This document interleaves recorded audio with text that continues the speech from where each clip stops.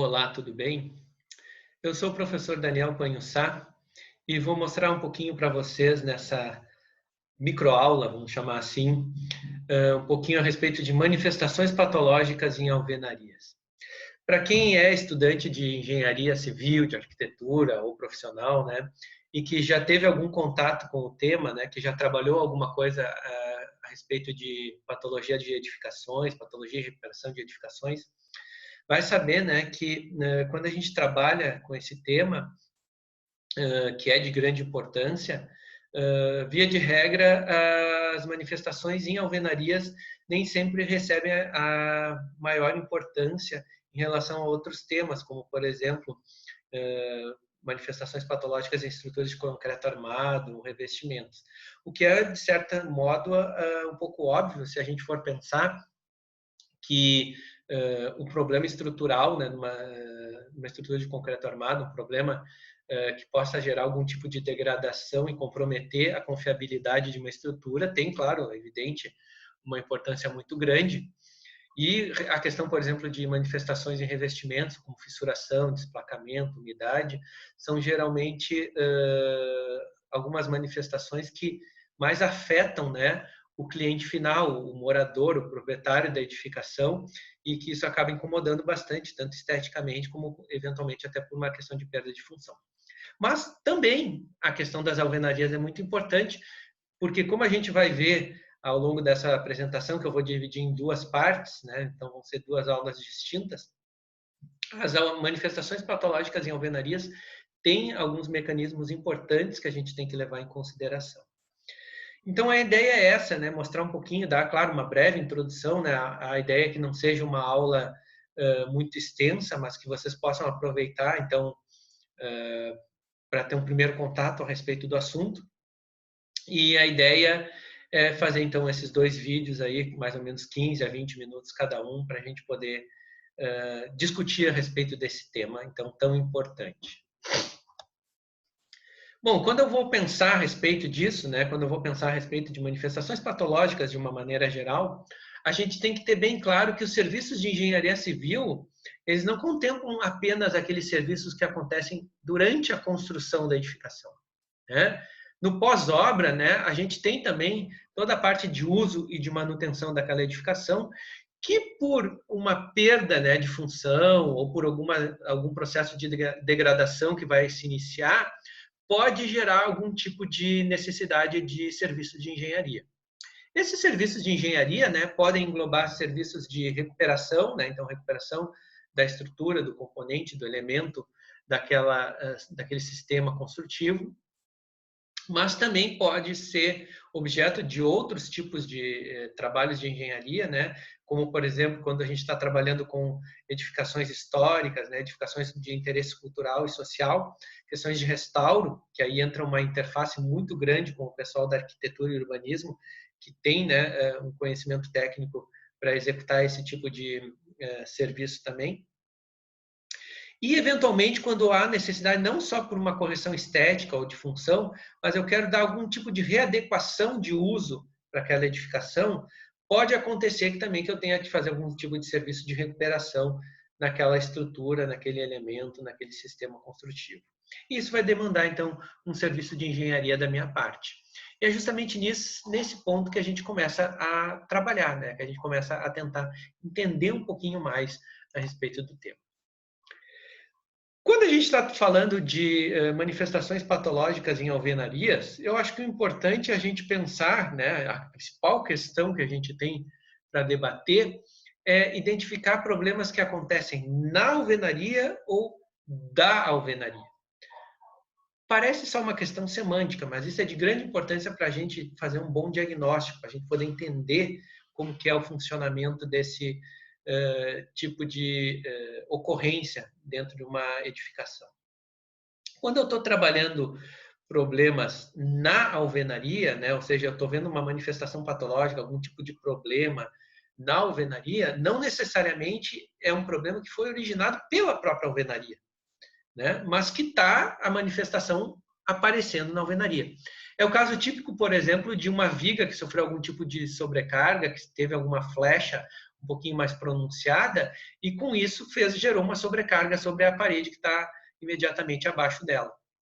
E aí, com isso, eu vou ter, né, algum problema que vai estar ocorrendo na alvenaria, embora não seja um problema da alvenaria, né, seja um problema de flexão excessiva da viga ali, de uma flecha um pouco excessiva.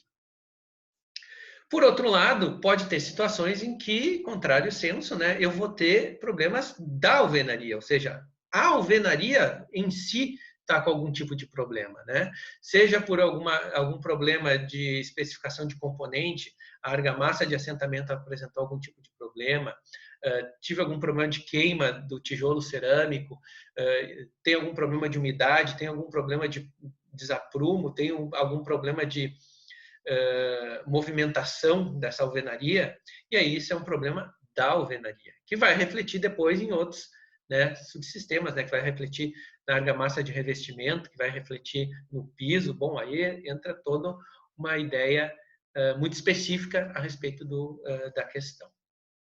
Então, isso é importante, né? Se eu quero fazer um bom diagnóstico, tentar identificar claramente quais são os problemas que estão acontecendo e se eles são problemas na alvenaria, né, devido a um agente externo, ou são problemas da alvenaria em si, algum problema que a alvenaria está apresentando como problema.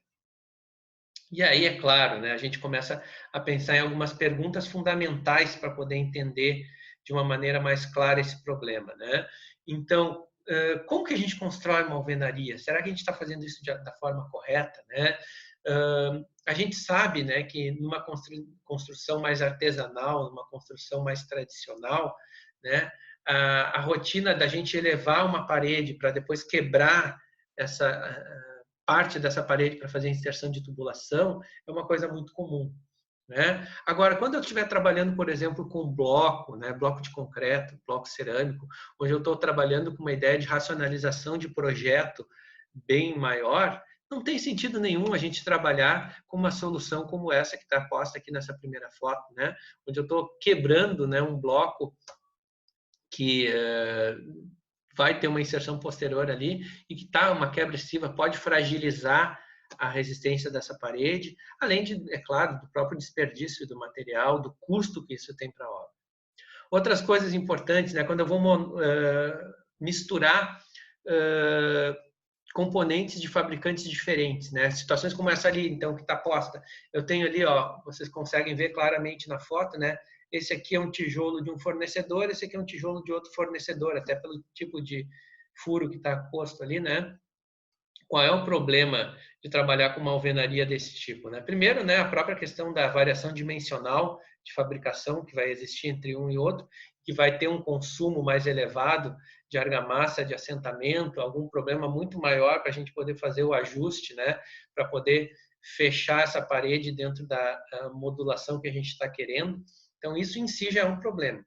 Mas pensando, né, nos potenciais problemas patológicos que vão aparecer depois, né, isso aqui são situações onde eu posso ter depois problemas no revestimento que vai ser colocado sobre essa parede, né? Se eu estou trabalhando com tijolos que têm argilas diferentes, né, com processos de queima diferentes, né, a absorção de água, né, desses substratos aqui vão ser igualmente distintos. E obviamente, a menos que eu faça um bom chapisco, né, uma boa camada de preparação que regularize essa absorção de água por parte desse substrato cerâmico, invariavelmente eu vou ter ali situações onde eu posso, durante a execução mesmo dessa argamassa de revestimento, ter absorções de água distintas e com isso eu ter alguns problemas de fissuração depois durante o processo de secagem e cura dessa argamassa. Ou posteriormente, né, ter problemas de aderência, justamente porque eu tive absorção de água diferente, eu tive áreas de contato diferente, eu tive extensões de aderência, às vezes distinta, porque a adesão inicial num componente e no outro não foi a mesma, e isso pode gerar algum tipo de problema. Então, esse é outro ponto, né, importante para a gente pensar quando a gente está trabalhando com esse tipo de material. E, claro, né, problemas da própria execução, né? Aqui, eu não sei se fica bem claro na foto, mas isso aqui é uma viga de fundação que está aqui embaixo, que teve um problema de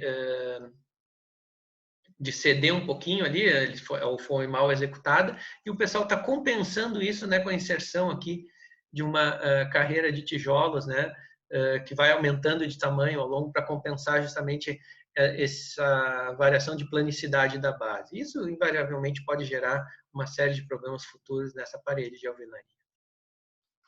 Claro que, como qualquer tema relacionado a sistemas construtivos, né, e cada vez de uma forma mais pronunciada, quando eu estou trabalhando com sistemas de vedações de alvenarias, principalmente, eu tenho que ter bem claro que a abordagem de desempenho é fundamental.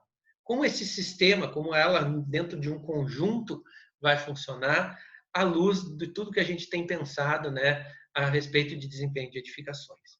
E aí, claro, isso entra dentro de um escopo bastante amplo, né, de abordagem de sistemas, né? E eu tenho que entender que a minha vedação, né, o meu sistema de vedações, do qual fazem parte as alvenarias, são um subsistema do edifício, né, que é constituído por elementos que têm, né, a função de limitar e compartimentar verticalmente o edifício, e dentro dessa função também isolar ambientes e com isso manter ou proporcionar um determinado desempenho que eu projetei e que eu espero que aconteça em uso, né? Seja ele de estanqueidade, seja ele de estabilidade, de desempenho térmico, de desempenho acústico, né? Então eu tenho uma série de itens que eu tenho que avaliar para verificar se vão ser contemplados ou não dentro do projeto dessa vedação. No caso de alvenarias, né, a maior parte dos problemas está associada a diferentes níveis, né? Eu posso ter problemas de projeto, né? Então, assim, a ausência ou um mau projeto de alvenaria pode me gerar manifestações patológicas, né? Dando um exemplo, se eu estiver trabalhando com alvenaria modular, né, ou se eu estiver trabalhando com alvenaria estrutural, que tem um projeto também de coordenação modular, espera-se sempre, né? Eu vou estar trabalhando com certos parâmetros de projeto que, se eu não cumprir, podem começar a gerar alguns tipos de problemas depois para essa parede, né? Sejam problemas estéticos, sejam problemas de perda de função, sejam problemas de estabilidade e assim por diante.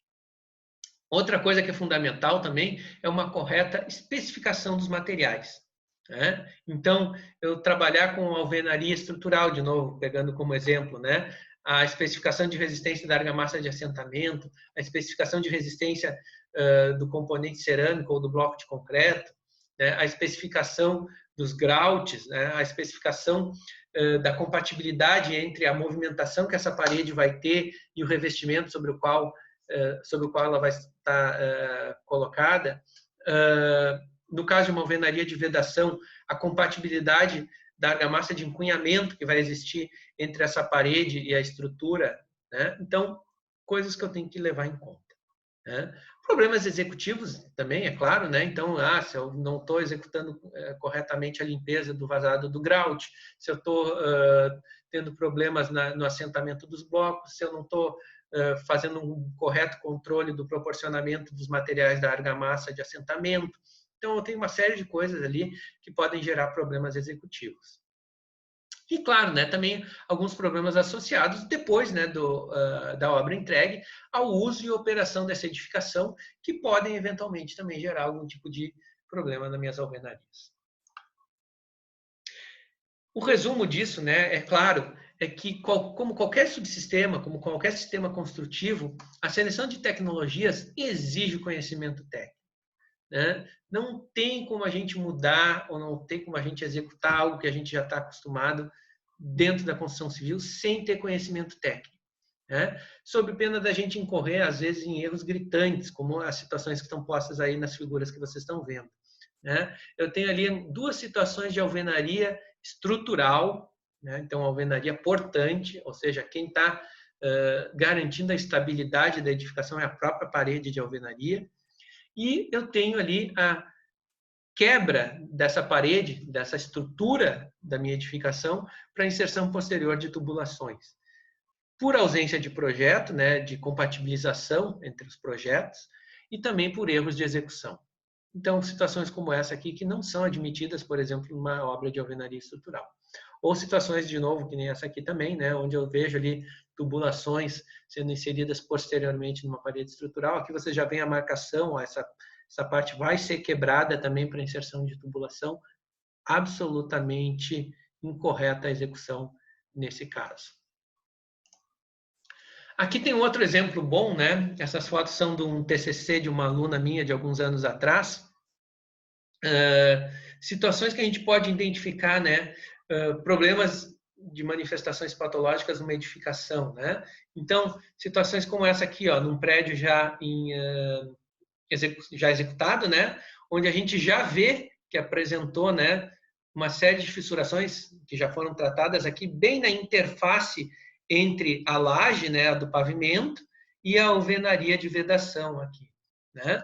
Esse trabalho aqui identificou, né, que tinha uma série de coisas que a construtora, na época que executou essa edificação, negligenciava durante a etapa de controle da execução da obra, né? Claro, tem diversos fatores que podem levar a fissuras dessa natureza, né? Mas aqui tem um exemplo, né? Então, por exemplo, então, né? Como eu tenho uma laje aqui, ó, não vou nem entrar no mérito, né? Seria uma outra aula, seria uma outra situação de especificação para a gente falar sobre o excesso aqui, né? Dessa taxa de tubulação passando, que já ia gerar, né? Uma série de problemas, por exemplo, para concretagem dessa laje, né? Teria dificuldades de passar concreto nessas regiões aqui. Mas mais importante é vocês observarem aqui, ó, por se tratar de uma obra de alvenaria estrutural, eu tenho o bloco canaleta aqui, né, que vai fazer a cinta de respaldo dessa obra de alvenaria estrutural, e aqui a ausência de armadura que estava especificada no projeto e não foi executada, né, antes do grauteamento, antes da concretagem dessa laje. Então, eu tenho a armadura da laje, vocês veem ali, ó, que no nicho da canaleta tem a ausência das barras que estavam especificadas em projeto. Obviamente, isso vai gerar uma série de manifestações patológicas, né, potenciais dentro da estrutura dessa edificação. Aqui um outro exemplo de alvenaria estrutural também, né, para a gente seguir falando um pouquinho dessas questões de alvenarias, né, a importância da gente levar dentro de um projeto racionalizado a execução da parede com a execução do elétrico, do hidrossanitário, quando cabível, né, sob pena da gente ter problemas como esse, ó, eu tenho que abrir aqui, ó, a parede para fazer a inserção da tubulação depois, porque não foi executada durante a elevação dessa parede, né? Aqui uma outra situação típica, né? Quando a gente tem um edifício desse porte, né, em alvenaria estrutural, vocês já devem imaginar a resistência especificada do bloco nesse primeiro pavimento é muito maior do que a resistência nos intermediários ou nos finais, né? O meu FBK, o meu FPK, a resistência do bloco, a resistência da parede, do prisma, né, de ensaio, são distintas. E aí, claro, a gente compra o bloco com diferentes resistências aqui para cada andar.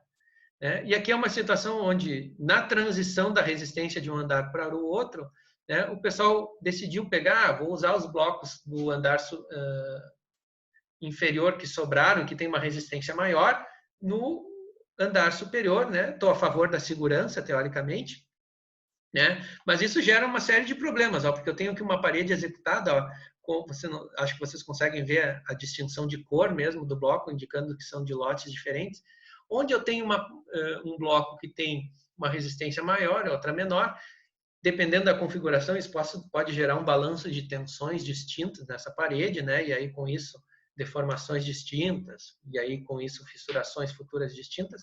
Mas mesmo que isso não gere algum problema estrutural, né, para aquela parede, isso pode gerar depois problemas de manifestações patológicas novamente no revestimento de argamassa, né, que vai ser colocado sobre essa parede. Novamente, estou trabalhando com blocos de concreto que têm resistências diferentes, traços, né, proporcionamento de materiais, consumos de cimento, aditivo diferentes.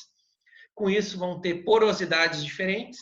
E se eu não me atentar para esse fato, eu posso colocar lá uma argamassa que para um determinado bloco não tem a mesma compatibilidade e que pode, né, no momento lá que o pedreiro estiver executando lá o sarrafamento, o desempeno dessa parede, ter absorções de água diferentes e com isso, né, fissurar, perder aderência, né, durante o processo de adesão inicial não ter a mesma adesão e isso depois se refletir numa perda de aderência futura. Então, cuidados que a gente tem que ter na execução de situações como essa. Rapidamente aqui, né, alguns outros exemplos. Então, quando eu vou executar uma parede de alvenaria, né, eu tenho que cuidar muito bem para correto preenchimento das juntas de argamassa de assentamento, para que eu não tenha depois problemas futuros, né? Tanto durante a execução, eu posso ter algum tipo de rotação do componente, né? Posso ter algum tipo de quebra, fratura ali do material, como depois, né? O comportamento disso aqui como um conjunto pode não funcionar da mesma forma, pode gerar problemas de acústica, né? Que aí é outro ramo também para a gente estudar e assim por diante. Aqui, ó, também ó, a questão do grauteamento. Se eu tenho problema na dosagem do grout, eu posso ter problemas de segregação desse grout. E aí, novamente, eu tenho ó, brita no fundo, a nata de cimento em cima, esse grout não vai funcionar como deveria. Nos locais onde eu tenho juntas de movimentação, a correta execução da junta de movimentação, né, com a colocação do material ali de separação de forma correta, se ele não está colocado corretamente, eu vou ter problemas depois. Né? Eu fazer as juntas, né, e prever as juntas de movimentação entre a laje e as paredes, para que não ocorram situações como essa aqui, onde eu tive uma fissuração posterior, né, à execução da laje, justamente porque não foi previsto ali, então, a junta de dilatação do piso acompanhando a junta de dilatação da parede de alvenaria. Né? E, claro, todas essas soluções têm diferentes custos para a minha obra, né? Então, as construções das paredes de vedação vertical influenciam todos os serviços subsequentes. Né? Mesmo que eu adote uma boa solução para a alvenaria, talvez isso vai gerar um custo muito elevado depois nos problemas que vão surgir nos serviços posteriores. Então, no revestimento de argamassa, na pintura, na execução do forro, seja lá o que for, da cobertura, né, dependendo da situação. Então, eu tenho que tomar certos cuidados, né? Fazer a correta compatibilização entre sistemas, não recair sobre situações como essa, de novo, uma parede que está recebendo uma quantidade de rasgos muito grande, ausência de projeto, né? De compatibilização ali do elétrico com a parede, né? Serviço que eu costumo dizer que é o famoso serviço porco, que a gente tem que evitar cada vez mais dentro da nossa obra. Bom, esse é um resumo, então eu vou encerrar essa primeira parte dessa microaula aqui, né? Lembrando que uma das coisas que é muito importante é pensar na compatibilidade entre os materiais. Mudar o material de construção significa muitas vezes mudar o sistema construtivo, e aí, entenda-se, mudar a forma de construir. Né? Quando eu tenho uma laje convencional, a deformabilidade dela é bem diferente de uma laje nervurada, por exemplo. Se eu não levar isso em conta, talvez eu tenha flechas excessivas nessa laje nervurada, porque eu não projetei essa flecha corretamente, ou no momento de fazer o escoramento e o reescoramento eu tive algum problema, e quem vai sofrer depois é a parede de alvenaria, que vai ter que suportar uma flecha excessiva. Né? Eu selecionar um tijolo cerâmico, um bloco cerâmico, um bloco de concreto celular, tem diferença, né, na execução e tem diferença também no projeto. Né? Trabalhar com uma laje protendida, trabalhar com qualquer tipo de sistema construtivo, tem que se avaliar a compatibilidade entre esse sistema e o tipo de alvenaria que eu estou executando, para que eu não tenha, né, que a gente não tenha fissuras, manifestações patológicas como desplacamento, umidade e uma série de outras coisas que eu vou deixar para a gente discutir no nosso próximo vídeo, né, com alguns exemplos de manifestações patológicas em alvenarias. Por hora era isso, então agradeço vocês e até a próxima.